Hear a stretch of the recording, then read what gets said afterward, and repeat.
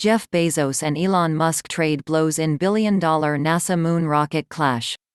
NASA has been accused of moving the goalposts in its selection of Elon Musk's SpaceX to design a new lunar lander to take humans to the moon, after a protest from Jeff Bezos' Blue Origin company. In mid-April, SpaceX was selected by NASA as the sole contractor for its Human Landing System (HLS) program, intended to return humans to the moon for the first time since 1972. SpaceX was given a $2.9 billion contract by the U.S. Space Agency to develop its Starship concept.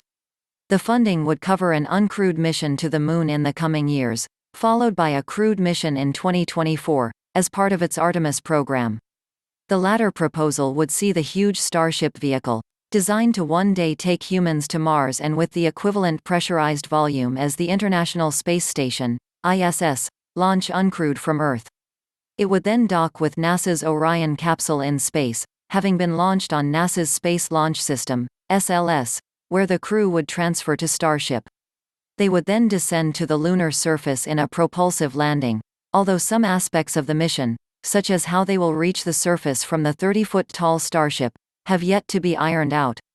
Originally in 2020, NASA had selected 3 companies to compete for the contract: SpaceX, Alabama defense contractor Dynetics, and Blue Origin as part of the National Team, a partnership alongside industry stalwarts Northrop Grumman, Lockheed Martin, and Draper.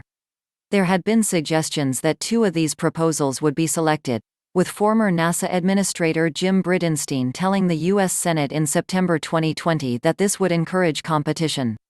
"I worry about going down to one," he said. "When you eliminate the competition, you end up with programs that inevitably get dragged out and face cost overruns." Blue Origin, in its protest to the Government Accountability Office about the sole awarding to SpaceX, cited this as one of their complaints. NASA has executed a flawed acquisition for the Human Landing System program and moved the goalposts at the last minute, they said in a statement. Their decision eliminates opportunities for competition, significantly narrows the supply base, and not only delays, but also endangers America's return to the moon. Speaking to the New York Times, Blue Origin's CEO Bob Smith also suggested NASA had not given the company an opportunity to amend its proposal, which was more than twice the price of SpaceX's at $5.99 billion. "We didn't get a chance to revise, and that's fundamentally unfair," he said. Smith added that NASA had overlooked the technical difficulties of SpaceX's proposal, noting that the risk of SpaceX development is high. Explaining their decision behind the award earlier this month, however, NASA Associate Administrator for Human Exploration and Operations Kathy Lutters said the sole selection of SpaceX was the result of budget constraints. NASA had requested $3.3 billion from Congress for its HLS program in 2021, but had been awarded just $850 million. As such, it went with the cheapest and most advanced option, which was far and away that from SpaceX. She went as far as to say the funding was barely enough for a single proposal.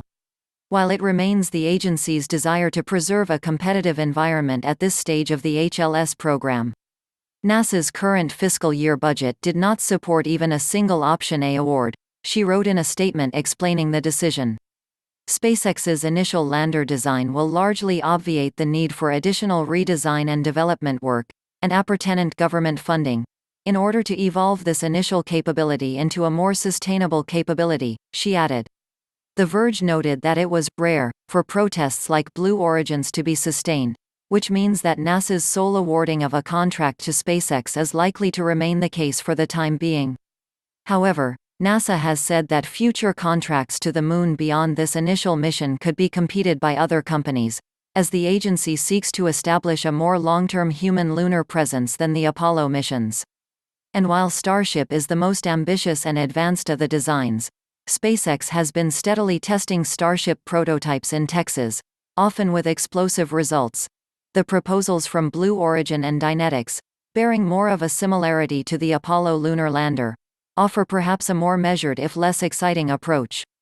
For its part, while SpaceX has yet to comment on Blue Origin's protest, Musk responded in typical Musk fashion on Twitter. "Can't get it up to orbit, lol," he wrote, in reference to Blue Origin having yet to launch an orbital rocket. The company has only launched its suborbital New Shepard vehicle so far.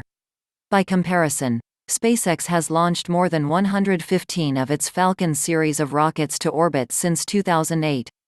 And it has also launched humans on 3 occasions following its Crew 2 mission last week, with many more missions, including, now, to the Moon, on the horizon.